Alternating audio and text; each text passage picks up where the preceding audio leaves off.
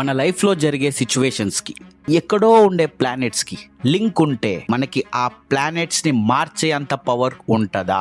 ఒకవేళ ఈ ఆస్ట్రాలజర్స్ చెప్పింది నిజంగా జరిగితే ఆయన చెప్పిండు కాబట్టి జరిగింది అనుకుంటాం. అదే ఆపోజిట్గా జరిగితే ఆయన చెప్పిండు అన్న విషయం కూడా మనం మర్చిపోతాం. మనం వాళ్ళ దగ్గరికి వెళ్తున్నాం అంటేనే వాళ్ళని నమ్ముతున్నామని అర్థం. ఇంకా వాళ్ళనే క్వశ్చన్ చేయాలనే థాట్ ఎలా వస్తుంది? ఇంపాసిబుల్. లైఫ్లో జరిగే అన్ని బిగ్ ఈవెంట్స్లో ఆస్ట్రాలజీని ఇన్వాల్వ్ చేయడానికి రీజనే ఈ ఆస్ట్రాలజర్స్ చూపించే 10,00,000% కాన్ఫిడెన్స్. నీ జాతకంలో గండం ఉంది, నీకు చెడు రోజులు దగ్గరలోనే ఉన్నాయి, నీ పేరు మార్చుకోకపోతే నీ పిల్ల మొదలేస్తుంది, ఈశాన్యంలో బరువు ఎక్కువైంది, నీ కొడుక్కి కొవ్వెక్కువైంది అని ఏదో ఒక భయం క్రియేట్ చేస్తారు. ఎవ్వరికి 7 లైఫ్స్ ఉండవు కాబట్టి వాళ్ళు చెప్పిన వాటికి భయపడి ఈ గండం నుంచి బయటపడాలంటే ఏం చేయాలి గురుగారు అని అడగాలి. ఇప్పుడు రియల్ గేమ్ స్టార్ట్ అవుతుంది. శనివారం రోజు ఉదయం 5:15 ఈ ఉంగరాన్ని ధరించండి. మీకు ఉన్న గండం తొలగిపోయి అంతా మంచే జరుగుతుంది. Let's start with definition. మన డేట్ ఆఫ్ బర్త్ చూసి గ్రహాల మూమెంట్ని బేస్ చేసుకొని మన పాస్ట్ని, ఫ్యూచర్ని ప్రిడిక్ట్ చేసే మెథడే ఆస్ట్రాలజీ, జ్యోతిష్యం. ఈ ఆస్ట్రాలజీని చెప్పే వాళ్ళే ఆస్ట్రాలజర్స్, జ్యోతిష్యులు. డికేడ్స్ నుంచి జ్యోతిష్యులు కాన్ఫిడెంట్గా చెప్పేది ఒక్కటే: మీ బర్త్ డీటెయిల్స్ మాకు చెప్పండి, మీ డీటెయిల్స్ మీకు చెప్తాం, మీ వీక్నెసెస్, మీ స్ట్రెంగ్త్, మీ ప్రాబ్లమ్స్, మీకు ఎక్కడెక్కడ ఏం నొప్పులు ఉన్నాయి అన్నీ చెప్తాం అనేది వాళ్ళ కాన్ఫిడెన్స్. అయితే వీళ్ళ కాన్ఫిడెన్స్ చూసి మేబీ వీళ్ళు చెప్పేది నిజమే అవ్వచ్చు అని షాన్ కాన్సన్ అనే ఒక సైంటిస్ట్ 1985లో చాలా ఫేర్గా ఒక ఎక్స్పెరిమెంట్ కండక్ట్ చేసిండు. ఫేర్గా ఎందుకు అంటున్నానంటే ఆయన ఈ ఎక్స్పెరిమెంట్ ఆస్ట్రాలజీ రాంగ్ అని ప్రూవ్ చేయడానికి చేయలేదు, ఆస్ట్రాలజీ ఎంతవరకు వర్క్ అవుతుంది అని తెలుసుకోవడానికి చేసిండు. ఈ ఎక్స్పెరిమెంట్ పేరు a double blind test of astrology.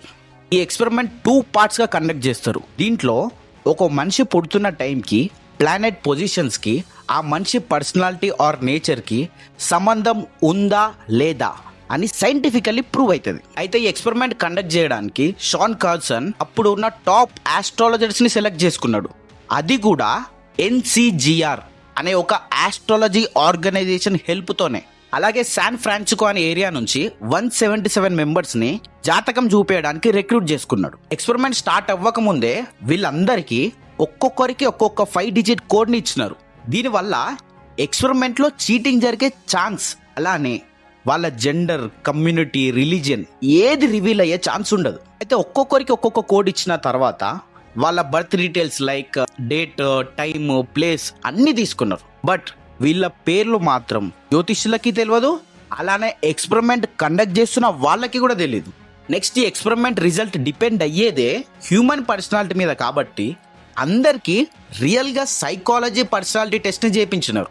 ఈ పర్సనాలిటీ టెస్ట్ సైంటిఫికల్లీ ప్రూవ్ అయిన టెస్ట్ అండ్ మెయిన్గా ఆస్ట్రాలజర్సే రికమెండ్ చేసిన test. Part 1, can people recognise their own horoscope interpretation.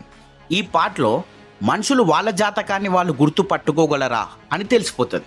దానికోసం ఆస్ట్రాలజర్స్ ఈచ్ పర్సన్కి సపరేట్గా పర్సనాలిటీ డిస్క్రిప్షన్ని రాసి పెడతారు. అంటే వాళ్ళు షయ్యా, లాజికలా, అర్జున్ రెడ్డియా, రేలంగి మావైనా, ఇలా వాళ్ళ పర్సనాలిటీ డీటెయిల్స్ ఆస్ట్రాలజీ యూజ్ చేసి రాసి పెడతారు. ఆ తర్వాత 177 మెంబర్స్ నుంచి ఒక్కొక్కరిని పిలిచి 3 ప్రొఫైల్స్ ఇస్తారు. అందులో ఒకటి వాళ్ళది, ఇంకా 2 వేరే ఎవరియో ఉంటాయి. ఆ 3 ప్రొఫైల్స్ నుంచి వాళ్ళ ప్రొఫైల్ ఏదో వాళ్ళు గుర్తుపట్టి పిక్ చేసుకోవాలి. ఒకవేళ ఆస్ట్రాలజీ నిజమైతే ఎక్కువ మంది వాళ్ళ ప్రొఫైల్స్ వాళ్ళు సెలెక్ట్ చేసుకోవాలి, లేకపోతే వాళ్ళకి సూట్ అయ్యే ప్రొఫైల్ ఏదైతే ఉందో వాళ్ళు పిక్ చేసుకుంటారు. ఆస్ట్రాలజర్స్, జ్యోతిష్యులు అట్లీస్ట్ 50% ఆఫ్ పీపుల్ కరెక్ట్గా సెలెక్ట్ చేసుకుంటారని చెప్తే వచ్చిన రిజల్ట్ ఏమో 33.7%. 33% అంటే వచ్చిన మోస్ట్ ఆఫ్ ద పీపుల్ వాళ్ళ ఆస్ట్రాలజీ ప్రొఫైల్ని సెలెక్ట్ చేసుకోకుండా వాళ్ళకి సూట్ అయ్యే వేరే ప్రొఫైల్ని సెలెక్ట్ చేసుకున్నారు. ఆస్ట్రాలజర్స్ రాసిన డిస్క్రిప్షన్స్ ఏవైతే ఉన్నాయో వాళ్ళకి సెట్ అవ్వలేదు అని క్లియర్గా అర్థమైపోతుంది. కానీ షాన్ కాన్సన్ ఏమన్నాడంటే మనుషులకి వాళ్ళ గురించి వాళ్ళకే తెలియదు, మేబీ అందరూ తప్పు సెలెక్ట్ చేసుకున్నారు కావచ్చు అని. ఆయన ఎక్స్పెరిమెంట్లో పార్ట్ 2ని స్టార్ట్ చేసిండు. Can astrologers match horoscope to actual personality test.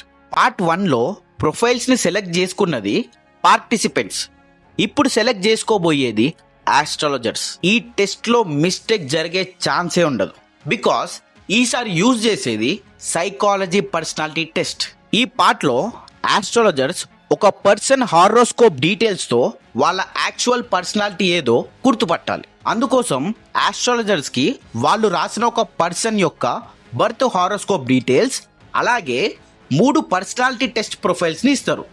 అందులో ఒకటి కరెక్ట్ ఉంటుంది. ఈసారి ఆస్ట్రాలజర్స్ 50% కంటే ఎక్కువ మంది ప్రొఫైల్స్ కరెక్ట్గా చెప్తామని ఛాలెంజ్ చేస్తే వచ్చిన రిజల్ట్ ఏమో 34%. ఆస్ట్రాలజర్స్ చెప్పిన కండిషన్స్ అన్నీ ఒప్పుకొని ఫేర్గా ఎక్స్పెరిమెంట్ కండక్ట్ చేసిన వాళ్ళు తెచ్చుకున్న రిజల్ట్ ఏమో 33%, 34%.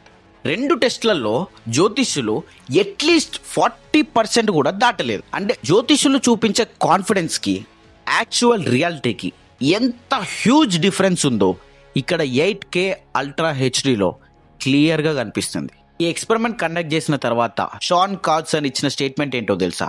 The data are consistent with chance and inconsistent with astrological hypothesis. అంటే ఈ ఎక్స్పెరిమెంట్లో వచ్చిన 34% కూడా వాళ్ళు ఏదో ప్లానెట్స్ని పర్సనాలిటీని మ్యాచ్ చేసి చెప్పినవి కాదు. It's more of like A random guess. ఎగ్జామ్లో 100 మల్టిపుల్ చాయిస్ క్వశ్చన్స్ ఇస్తే అన్ని ఆప్షన్ ఏలు టిక్కు కొట్టుకుంటా పోయినా 33.3% వచ్చే ప్రాబబిలిటీ ఉంటుంది. సో ఈ 34% కూడా అలా వచ్చిన ర్యాండమ్ గెస్ అని ఆయన స్టేట్మెంట్ ఇచ్చిండు. ఇక్కడ క్లియర్గా ఆస్ట్రాలజీకి మన లైఫ్కి సంబంధం లేదు అని అర్థమైపోతుంది. జ్యోతిషం is more of like a belief system, నమ్మకం. ఈ కాలంలో కూడా మనలో ఈ నమ్మకం క్రియేట్ చేయడానికి రీజనే భయం. జ్యోతిష్యాన్ని నమ్మకపోతే బ్యాడ్ ఇన్సిడెంట్ ఏమైనా జరుగుతుందేమో అన్న భయం. ఏమన్నా బ్యాడ్ ఇన్సిడెంట్ జరిగితే అప్పుడు మన మీద మనం బ్లేమ్ వేసుకోవాలి అన్న భయం. అదే జ్యోతిష్యాన్ని నమ్మితే నా టైం బాగాలేదు, గ్రహాల మూమెంట్ బాగాలేదు, శని ప్రభావం ఎక్కువైంది, ఇలా ఎక్స్టర్నల్ వాటి మీద బ్లేమ్ చేసే ఆప్షన్ ఒకటి వాళ్ళు మనకి బ్యూటిఫుల్గా ఇస్తున్నారు కదా. నువ్వు తాగుబోతోనివి, నీకు పని చేయడం చేత కాదు, నువ్వు ఏ డిసిషన్ చక్కగా తీసుకోవు, అందుకే నీకు అన్ని ప్రాబ్లమ్స్ వస్తున్నాయి.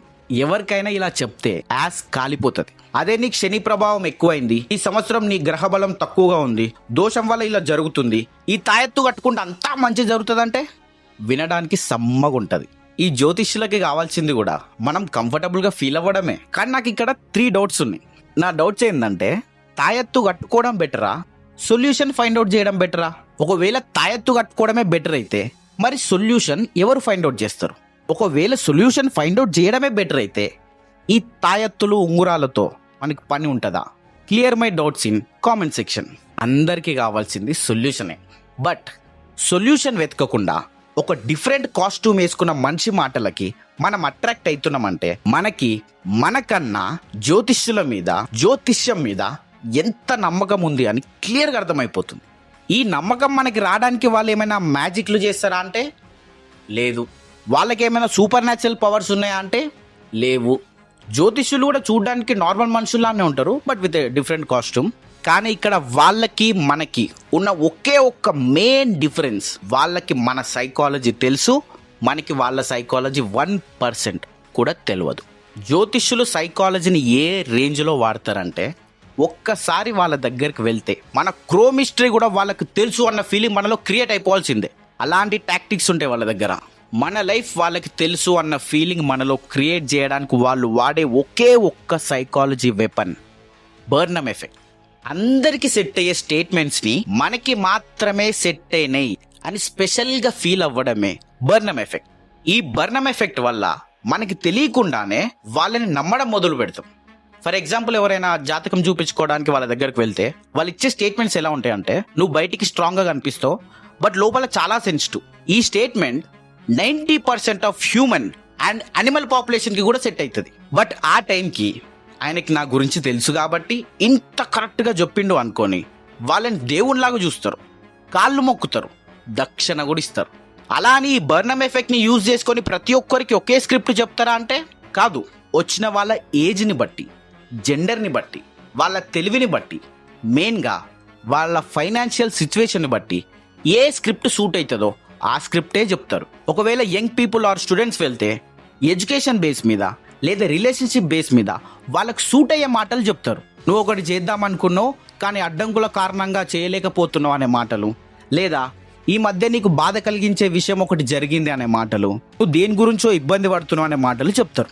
అదే కొంచెం మిడ్ ఏజ్ గ్రూప్ వాళ్ళు వెళ్తే, ఈ మధ్య ధనలక్ష్మి మీ ఇంట్లో ఎక్కువగా ఉండట్లేదు, ఇంట్లో గొడవల కారణంగా మనస్తాపానికి లోబడుతున్నారు, పిల్లల గురించి ఎక్కువ తాపత్రయపడుతున్నారు అనే మాటలు చెప్తారు. అదే రీసెంట్గా పెళ్ళైన వాళ్ళు, ప్రెగ్నెన్సీ ఇష్యూ ఉన్న వాళ్ళు, హెల్త్ బాగాలేకుండా ఉన్న వాళ్ళు వెళ్తే కథం జాక్పాట్, మీకు సంతాన దోషం ఉంది, ఆ దోషం ఉంది, ఈ దోషం ఉంది అని మనకి తెలియని ఒక సాంస్క్రిట్ వర్డ్ వాడతారు.